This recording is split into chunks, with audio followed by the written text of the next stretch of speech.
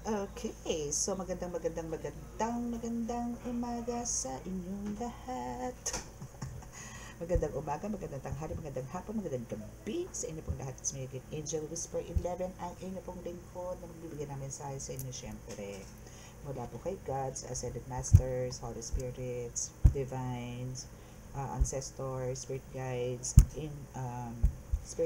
ancestors, universe, angels, archangels, and elementals.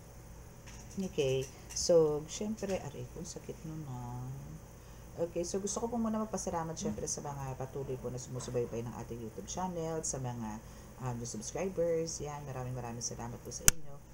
And sa mga baguhan po, no, na napadaan po dito, ito po is patungkol po to sa mga, this is a gabay, no, serves as your guide for every day, especially po doon sa mga tao na madalas po makaramdam, makakita, makaamoy, mga kinikilabutan, mga naririnig na hindi po nararanasan po ng iba.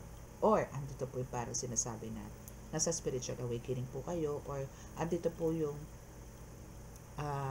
mga katanungan na ano po ba yung, paano po ba ano po ba ang nakikita, paano po malalaman kung bukas ang third eye or sarado. Yung mga tipong ganun. Okay? And ako nga po pala is isang, aside po sa pagiging tarot reader, is ako po isang divine healer din po, ritualist, no? Kung kayo po ay willing or kayo po interesado or nakaka-resonate po sa ating po mga readings, is nandiyan po sa description box ang aking contact details at pabook lang po kayo or pa-appointment, no? Open po tayo for walk-ins and online, no? Pero more on online po ako sa reading, no? Sa tarot reading, more on online. So, may mga lineups po tayo everyday. So, hindi po lahat ng kahit po mag-advance payment, no? Talaga po ganun po, kailangan po mag-payment muna, then schedule po, no? Ganun po tayo. Bibigyan po kayo ng schedule ni admin. Okay? So, what else pa ba? Okay, so yun po, sa mga gusto po mag-avail din po ng mga amulets, medallions, oils, yan, meron po tayo nandiyan po sa description box yung ating contact details para po kung gusto niyo po mag-inquire, yan, sasagutin po kayo ni admin. Okay, so now is, let us pray.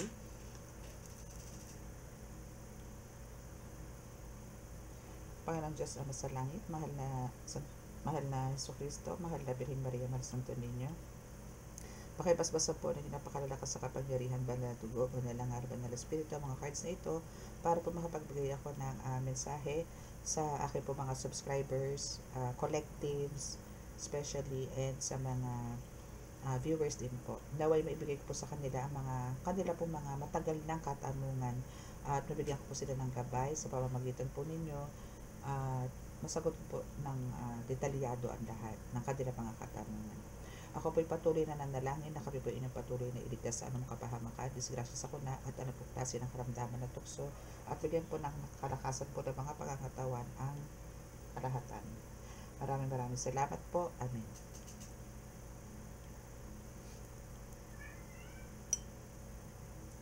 Okay. Okay, so let's start. Tingnan po natin kung ano ang mensahe sa ating card. Para maluwag-luwag po tayo. Ay! Shucks. Nabagsak ang aking mug. Buti hindi na broke. Okay, so let's start. Duro, alisin ko muna to para mas maliwanag. Mas klaro. Okay, ano kaya ang ating first card? First card. Ay, wala po tayong sounds ngayon. Kanina lang po. Ano kaya ang iyong first card? Collective. Ano kayang energy ang aking makukuha? Charan! Bulong! Wow! O, yan, katulad niyan. This is one of your parang pagbibigay ako ng mga guides sa inyo sa mga bulong-bulong na yan. So, bulong. It's a whisper from your guides. or not even from your guides. Pwedeng ito is serve as warning, or kailangan nyo pong mag-prepare, no? Pwedeng ganon. So, bulong, pero syempre, kukuha mo tayo na parang mas ano. Pero bibigyan ko po kayo ng sample sa bulong. Like, meron po kasi bulong na from your guides is more on talagang sa mind po siya pumapasok, no? Halimbawa po, ito po for some of you sa kaka-experience na ito for sure, like, may katanungan po kayo sa inyong mga sarili. Especially po to sa mga may psychic abilities na talaga, no? Or healers, na may mga guides po talaga na marami, no? So, now is, andito po yung magtatanong kayo, hindi pa po natatapos yung tanong nyo, may kasagutan na po, no? Pero kadalasan po yan, hindi po by sentence ang sagot po niyan. Oo, sige, di pwede, malamang, mga tipong ganun. Kumbaga, answerable lang siya by ganun, yes or no, maybe, next time, okay, mga tipong ganun. Okay, and meron din naman pong bulong na kailangan po tayo maging aware kasi po minsan kailangan po paulit-ulit din na, di bali po makulitan sila, basta po andun po yung sigurado po tayo dun sa ating mga naririnig kasi nga po marami pong mapanlin lang na nasa paligid. Okay, so maybe for some of you is andito yung may bulong, no, na or binulungan kayo, binulungan or serves as palipad hangin na magkaroon ng pananakit ng kalamnan. Okay, so why? My goodness, for some of you is kailangan nang mag-start ng mission. So maybe for some of you is nakaka-experience po ng sakit ng kalamnan, not because of this is a spiritual attack, hindi po, no? This is parang binigyan po kayo ng kakayanan from above, from God, na kasi pagka masakit po ang kalamnan nyo, syempre andyan po yung magpapahinga kayo, nakahiga lang po kayo. So, nire-ready lang po ni God yung katawan ninyo para po pagka nakarga na po doon yung energy na dapat nyong gawin or ibuga in God's perfect time is maisasagawa nyo po ng tama. No? So, your mission starts now. Maybe for some of you is andito na po sa, nakapunta na po dun sa dulo ng tunnel, which is na-meet nyo na po yung liwanag doon, and andito na po, inabutan na kayo ng something, no, ni God, na kailangan nyo na po mag-start. Okay? And we have the end. So, there's endings ng inyong mga struggles sa buhay. And this is with the help of Saint Benedict, no? Or San Benito. Or maybe for some of you, since mag-start na po yung mission ninyo, or pakiramdam ninyo, kailangan nyo na po mag-start ng mission, or andito na po yung nag-start na po kayo ng mission, pero wala po kayong mga panangga, well, ito po yung pinaka the best na hawakan ninyo. Sabi po ng Holy Spirit. Okay, so you need this San Benito. Okay, San Benito po kasi is best for ano talaga yan, panunaw, pamatay, pamarusa sa mga jablo, sa mga masamang nilalang sa mundo ng spiritual. Okay. Okay, so yes. So for some of the bulong na meron po kayo is kailangan nyo daw pong ipaglaban. Okay? Kasi meron po mga bumubulong sa inyo. Sinabi ko nga po kanina na hindi po lahat ng bulong na naririnig nyo is from angelic whispers, no, or angelic, hindi siya ayun sabihin natin angelic voice, pero dito yung mapanlin lang, alam nyo yun. So ang kailangan po as much as possible, kung makakipag-usap po kayo, mas maganda po talaga through meditation, na magla-light po kayo ng candles, na after the praying, after your prayers, no, saka po kayo mag-ask, no, kaya iba pa rin po talaga ang meditation. And we have the inggit. So yes, no, kung kanina dun sa umpisa po natin is bakit sumasakit ang kalamnan mo is because of the preparation, but now dito po sa second is andito naman po yung there's bulong, no, which is andito yung palipad hangin, no, na kailangan mong ipaglaban, labanan, no. And this is because of the inggit. So meron po nagpapalipad hangin na binibigyan po kayo ng low energy or energy vampire na tinatawag. Okay, so our mission starts now, and andito yung tutulungan po kayo ni Archangel Michael, or siya mismo yung mag-guide sa inyo para po malaman nyo kung paano kayo mag-uumpisa and sa mission po ninyo. And siya rin po ang mag-guide sa inyo or magbibigay po ng protection sa inyo sa pag-start nyo ng mission. Si Archangel Michael. So, aside po sa San Benito, kung sino po yung makaka-resonate dito, no, sa reading na to, na andito po yung may mga masakit ang kalamnan, pero andito po yung sinasabi ko nga po na kailangan nyo na po mag-start ng mission. You need also to have this medallion, Archangel Michael. Kasi siya po yung sasalag lahat ng mga sakit na gagamutin po ninyo na dapat po nasa inyo. And also this one, Crucifix with San Benito. So, eto po si Crucifix with San Benito, is siya rin po yung tutulong sa inyo para tuluyan po magtapos yung mga struggles ninyo, yung mga spiritual attacks sa inyo, mga curses, no? Hexes, mga ganyan. So, Crucifix with San Benito, this is a Jesus Christ tandem, no, with San Benito. Diyos ko, ewan ko na lang kung pumayo pa sa mga paa nila yung mga sumasabuka sa inyo. Okay? Tandem yan, ha? Tandem. And this is, okay, so this is a message from God talaga. A message from Diyos Ama po talaga siya. So, ito pong message na to is, kumbaga, directly na ibinibigay po sa inyo ni God na kailangan po maganap to or kailangan nyo po malaman talaga to. That's a confirmation na that's from God. Kailangan nyo lumaban. Okay? See? We have the fight. Kailangan nyo talagang lumaban dito sa mga attacks na ito. Okay, so now is etong inggiterang palaka na ito na kung bakit nananakit ang katawan mo and because of the bulong, because of the palipad hangin, sa pagkain niya dinadala, sa pagkain niya nilalagay yung mga ito. So, ang kailangan nyo po dito is every now and then, kahit na po candy lang po yan, make sure po na sa ngayon po, no, kailangan po dasalan nyo po lahat ng mga pagkain ninyo. Okay? Para po hindi po pumasok yung mga bulong na yan o palipad-hangin na yan sa kinakain ninyo. Okay, so your mission starts now and now we have na may bagong pag-ibig daw na papasok sa iyo. Archangel says, meron ka daw new love life. New love life. Okay, so let's, anutin natin yan mamaya. Anutin na natin kung sino ba yung parating na yan or ito ba is a new start ulit, no? Dito sa relationship mo. Tingnan natin, ha? Okay, so we have the buong mundo tatak ang pangalan mo. Yes, because ano na eh. Kumbaga, dito yung talagang mag-start ka na ng mission. So, unti-unti, pwedeng malaman lang yan sa kapitbahay mo. Unti-unti, malalaman yan sa buong community mo. Unti-unti, pupunta yan sa mga cities hanggang sa maging, alam mo yung global. No? Possible po yan. Wala pong imposible pag si God po ang gumawa. Okay, so what else?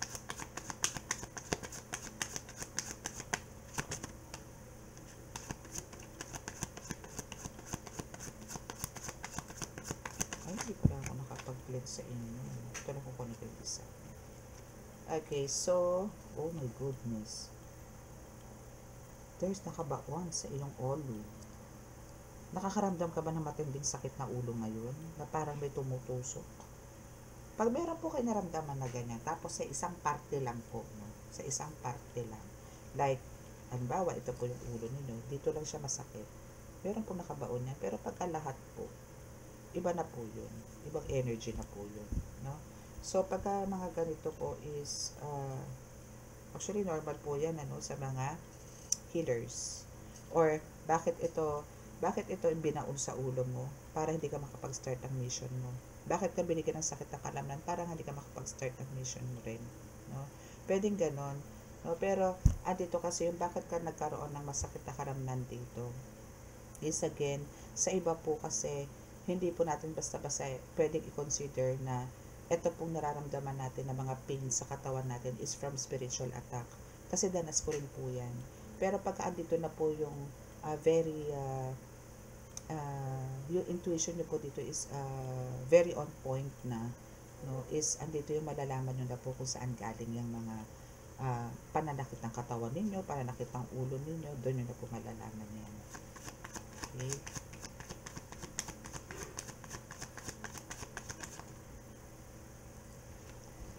So, ingat sa paligid. Okay, so ingat ka pa rin talaga. Always naman, kailangan.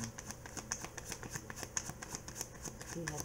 Kasi talagang, alam mo yung sinasabi ko nga sa ibang cards, na may mga ibang cards tayo na talagang trust no one. Wala kang dapat pagkatiwalaan. Okay?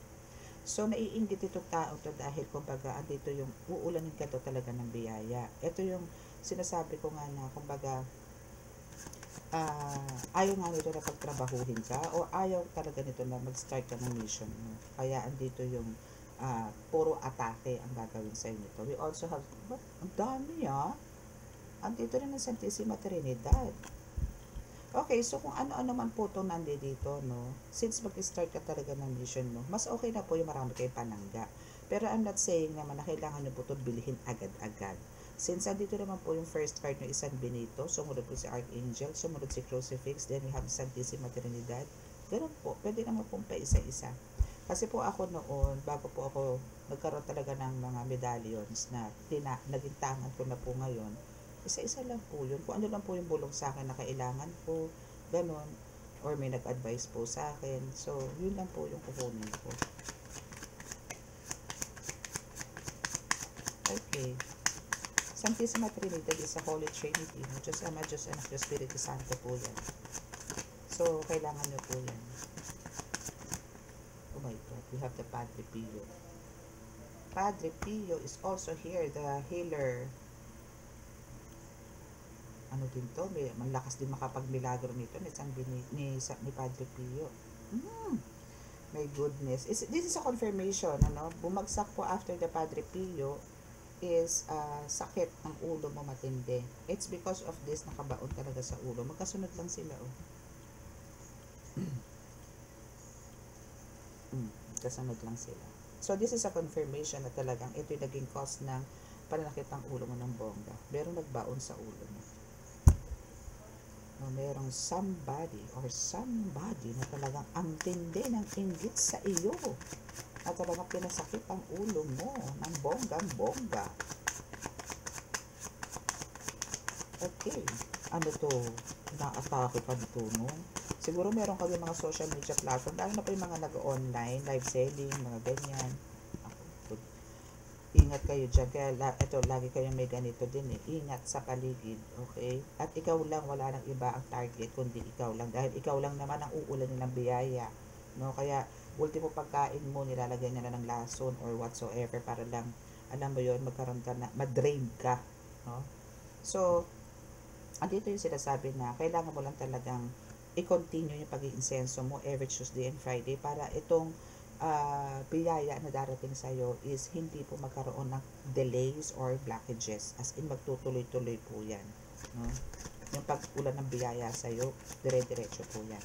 Kailangan nyo lang po, as much as possible po kung kaya, no, gawin nyo po everyday yung pag-iinsenso. And, ito naman ang good news, no? Gayuma is baklas. Amen. Amen. Okay, so what else?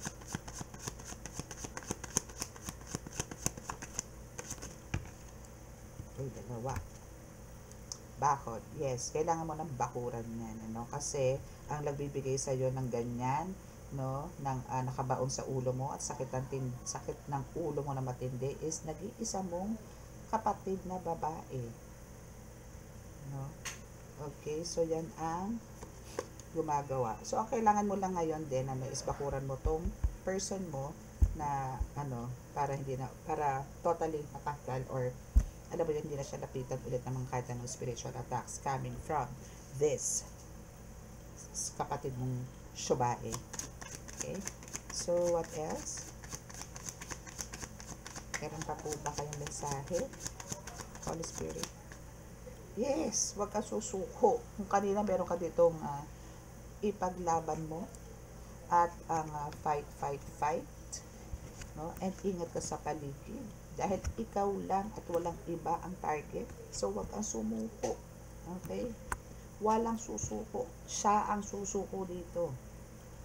Okay? Siya ang susuko dahil lahat yan backfire. Okay?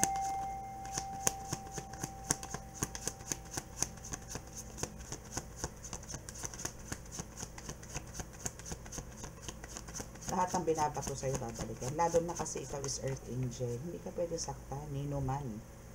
Kaya kung ano man yung mga pinaplano nila sa'yo, kung ano yung mga ibabato pa nila sa yung mga sakit, babalik lang sa kanila yan, maniwala ka. Hindi ka nila pwede kahit threat. No. Okay, so we have here nasagi. And for some of you, nagkaroon ng maga. Alin ang namamaga? Maybe kamay. Maga ang kamay mo. So, kailangan mo mag-insenso at kamang yan. Okay. Okay, so what else?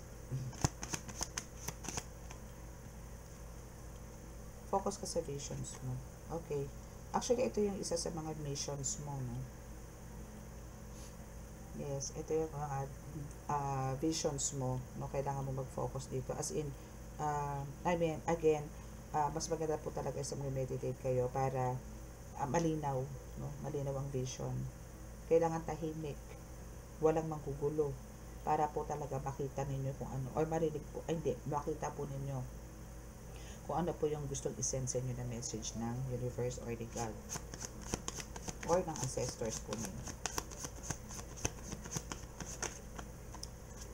Actually, pagka kayo po yung nakakita na ng bonus, visions, no, is andito po yung, ito po yung magka-guide sa inyo, no, itong vision na to, para po, paano kayo mag-start dito sa mission na to. Spiritually, syempre.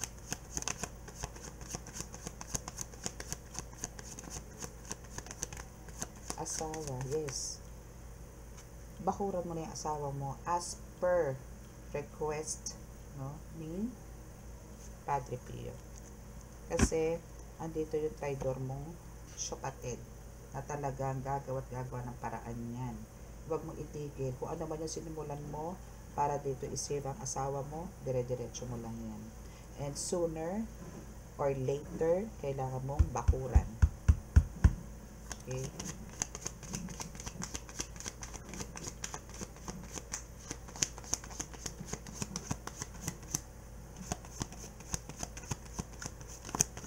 Yes. Mahal mo ko, mahal mo siya. What? What? Okay, so may ganun kasi. Kaya nga kailangan bakuran mo na to. Kasi nga may gayuma siya. And para dito sa tagumpay. No? Kaya kailangan mo siyang bakuran para mapagtagumpayan mo na hindi na tumamangka sa dalawang ilog at hindi na ulit tamaan ng gayuma. Okay? O pwede nga lang, iposas mo to eh. Nakatay pong gano'n naman. Pinosas. Okay. Confirmation, it's because of the inggit. No? Inggit. Inggit sa relasyon ninyo, inggit sa pagsasama nyo, inggit sa kung anong meron kayo as a family. Okay? So, cut the cords talaga ang the best solution dito sa taong to. Okay? May iba't ibang paparamaran po ng cutting the cords ha. Kailangan po ang cutting the cords may action. Hindi po yung basta sinabi lang na iniwasan ko na sila, ganito, ganyan. No. No. Kasi ang mga itong mga gumagawa ng ganito, spiritually din, is marami pong abubot yan na ginagamit para lang po makapemerwisyo ng kapwa at worst, kapatid pa. Okay.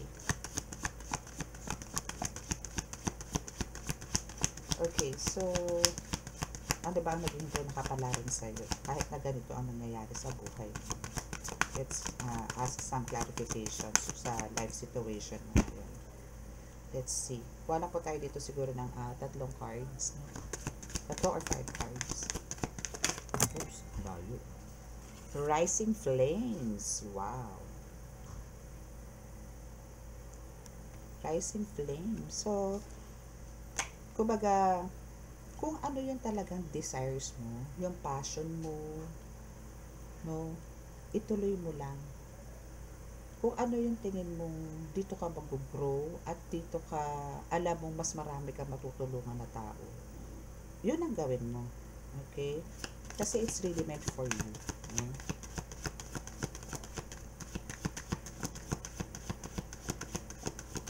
gawin mo lang kung ano yung mga desires mo. Kasi dyan ka mag-grow. Focus ka lang. No? And we have the honest echoes. Diba? May bulong pa rin na included dito. No? So, ang kailangan mo dito is talagang makinig ka. No? Hindi lang sa ears, even sa heart, no? Yung mga binubulong ng puso mo, ng isip mo. No? Kasi, or para, to make it short, parang ganun pa rin, kumbaga, yung intuition mo kasi dito is on point, so wag mong i-ignore, wag mong baliwalain, kasi yan din yung magtuturo sa'yo, or yung sa mga katanungan mo, dyan mo lang din malalaman yung katotohanan. So, ang kailangan mo lang talaga dyan is makinig, no? Makinig at maigi sa mga bulong. Maybe minsan talaga dito yung mga doubts mo sa mga whispers, no?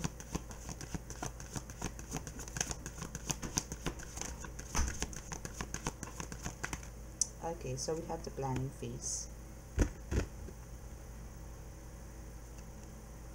Okay, so parang sinasabi dito, no?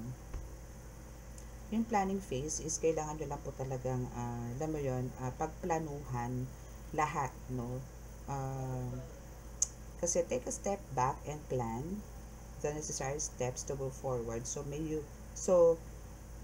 You may turn your goals into reality. Totoo naman. So, ang kailangan nyo lang po talaga dito is, alam mo yon, more on concentration, determination, perseverance, no, para po yung mga goals po natin is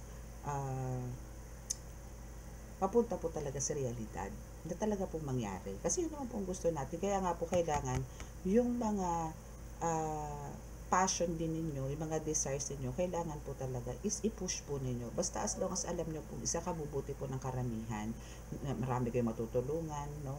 Is gawin nyo po. Andito naman po itong mga whispers na to yung mga bulong na magbibigay sa inyo ng guide para maisakatuparan po yung mga goals nyo sa buhay. So, ang kailangan na lang po dito is just move forward, pero make sure po na andito po yung tama po, no, yung mga isinasagawa ninyo, na hindi po kayo, alam nyo naman po sa sarili nyo pag mali Pag mali po, huwag nyo na po, i-disregard nyo na po yun. Doon po tayo sa tama. No? Kasi nga po sabi ko sa inyo, may mga bulong po na mali. Na akala nyo po tama, pero may mali. Since tayo po mismong tao, alam po natin na tama at mali, so doon po tayo sa tama. Okay? Para hindi po tayo magkamali at hindi tayo pingutin ng Diyos. Hindi tayo pingutin ni Ama. Okay, so keep your mind open, no, and be willing to learn from this experience. Answers unfold. So, lahat naman po tayo may pagkakamali. Lahat naman po tayo is makasalanan. Wala naman pong perfectong tao talaga. Wala po talaga. So, andito yung wag po tayo magmalinis, no? Andito po yung tanggapin po natin yung pagkakamali natin. And always po tayong laging open, no, for the new possibilities. Kasi dito din naman tayo natututo sa pagkakamali, no. So ang gawin lang po natin talaga is since sa pagkakamali na yan, malalaman at malalaman din. Andiyan po yung realization, no, na malalaman po natin talaga na kung ano yung mali at tama din yung nagawa natin. So kailangan po natin tong ayusin, planchahin, no, para sa susunod po is, alam niyo yun, alam na natin na pagka meron uling pumasok na ganung senaryo is hindi na po natin to i-embrace o hindi natin to i-entertain pa, tapon agad, alis agad, lusaw agad. Ganun lang po yun.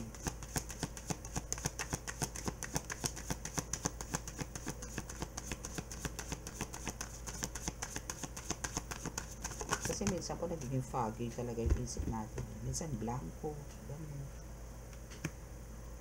Okay, so we have the Grove of Unity and Feather of Hope. So this is the last part. So Grove of Unity and Feather of Hope. So ito naman po is parang ang kailangan nyo lang po talaga dito is parang kailangan nyo lang pong laging bigyan ng pag-asa, no, lahat po ng ginagawa natin. I mean, wag po tayo mag-lose ng hope na kailangan po i-bind natin, or andito nga po yung unity sa hindi lang po sa sarili ninyo, kundi syempre sa pangkalahatan, especially sa family.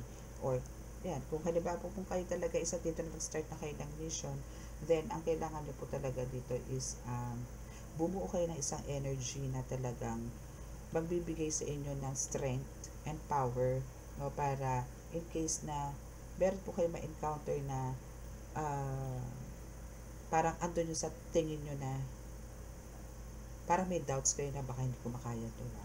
No? Pero pagka naandun po yung full force, yung energy, no, is kayang-kaya po yan. Lagi po kayong magkaroon ng, ng hope, no, na pag-asa, or andito yung, bigyan nyo po lagi ng hope yung mga nangyayari sa buhay natin. Kasi minsan po talaga is, meron po tayong mga future na, mga pangarap sa buhay for the near future na ganito, gusto ko magkaroon ng ganito, gusto ko maging buo yung bahay ko, gusto ko magkaroon ng anak, gusto ko mabuo kami this year, gusto ko maging maayos at yung family namin this year or this time. Yung mga tipong gano'n, ay pupunta ako sa ganito, gusto ko siyang bigyan ng ganito.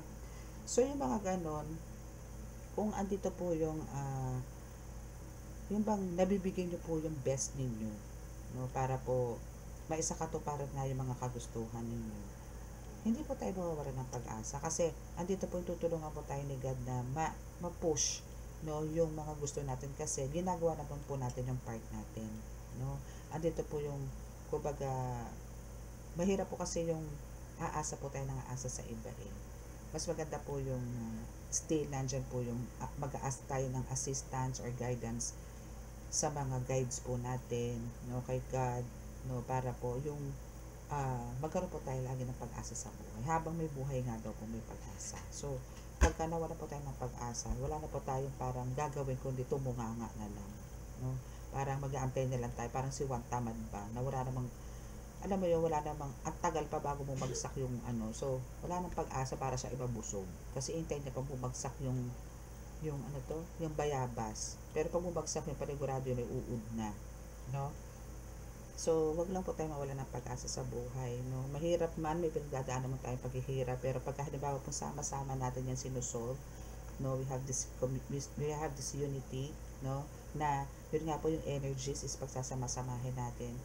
Lahat po magkakaroon ng hope, magkakaroon ka ng pag-asa na magkaroon ng bahay, magkakaroon ng pag-asa na magkaroon ng anak, ganyan, basta po andun yung tulong-tulong, no, wag lang po yung parang nagbabaliwala po tayo sa yung parang, alam nyo yun, sa halimbawa sa 5, meron kayo i-reject na isa kasi parang yun yung nagbibigay, naghahatak sa inyo pababa. Huwag po. At nagdadala po sa pag-uusap yan. Kailangan lang po talaga is maging po tayo, full of hope, no, peace and love, ang tinatawag natin. That peace and hope nga eh. No? Ganun lang po. Okay? So, yan po yung inyong reading for tonight. So, sa mga makaka-resonate at di po nakaka-subscribe, please click the subscribe button and click the notification bell para update kayo lagi sa reading. And sa mga hindi pa po nakaka-subscribe, click the subscribe button po. No? Tama ba? O yun. And sa mga sa mga nakaka-resonate at gusto po magpa-reading, andyan na po sa description box ang aking contact details. And also doon sa mga gusto rin po magpagamot. Okay? So, bow your heads para po sa ating healing.